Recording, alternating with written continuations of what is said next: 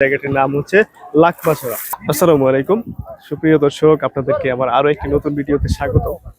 আজকে আমি আপনাদেরকে আমার সুনামগঞ্জ জেলার একটি ঐতিহ্যবাহী অত্যন্ত সুন্দর একটি জায়গা, পর্যটন স্পট হিসেবে খুবই সুপরিচিত, আপনি এরকম একটি জায়গায় নিয়ে আসছি, আপনাদেরকে সেটাই দেখাবো।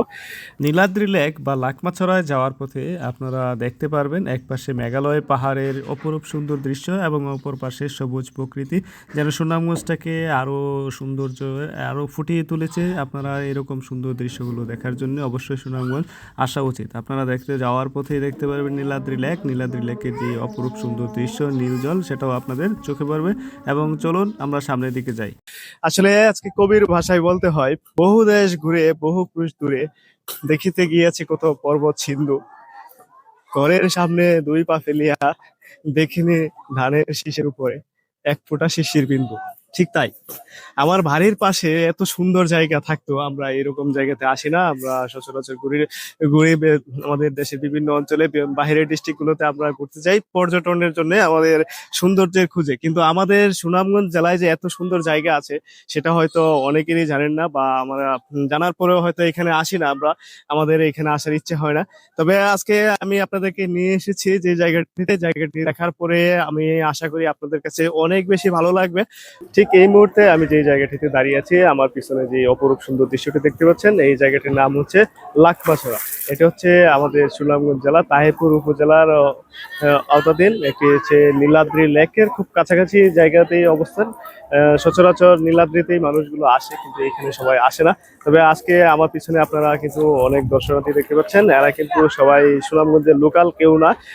কিছু মানুষ লোকাল হতে পারে, কিন্তু দেশের বিভিন্ন অঞ্চল থেকে যারা সুনামগঞ্জে হাওড়ে ঘুরতে এসেছে তারা সবাই কিন্তু এখানেও আসছে।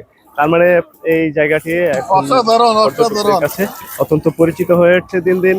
আপনারা এখানে আসতে পারেন, এই শীতল জলে আপনারা যখন পা ভিজাবেন তখন আপনাদের মন জুড়িয়ে যাবে। আমি দেখতে পাচ্ছি সামনে আমাদের পর্যটকরা এখানে, তারা খালি গায়ে গোসল করতেছেন, পানি অল্প হলেও এই জায়গাটি কিন্তু অনেকটাই উপভোগ্য।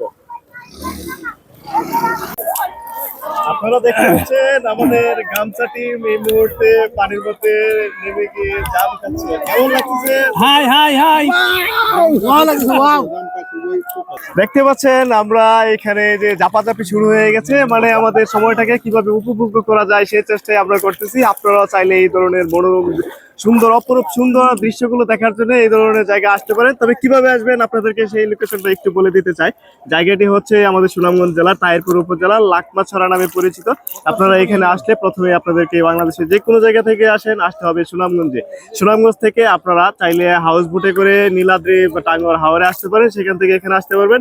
এছাড়া যদি আপনারা কম সংখ্যক মানুষ আসেন তাহলে আপনারা আসতে পারেন সড়ক যুগে সুনামগঞ্জ সদর থেকে সরাসরি নীলাদ্রি লেক বা লাকমাছড়া এখানে আপনারা আসতে পারেন। তাহলে এই মনোরম দৃশ্যটুকু আপনারা উপভোগ করতে পারবেন। আপনাদেরকে এখানে আসার আহ্বান জানিয়ে আজকের মতো আমার এই ভিডিওটিতে এখানেই শেষ করলাম। তবে ভিডিওটি কেমন হয়েছে অবশ্যই সেটা জানাতে বলবেন না। আর যদি ভালো লেগে থাকে তাহলে অবশ্যই লাইক দিয়ে ভিডিওটি সবাইকে দেখার মতো সুযোগ করে দিবেন। ধন্যবাদ।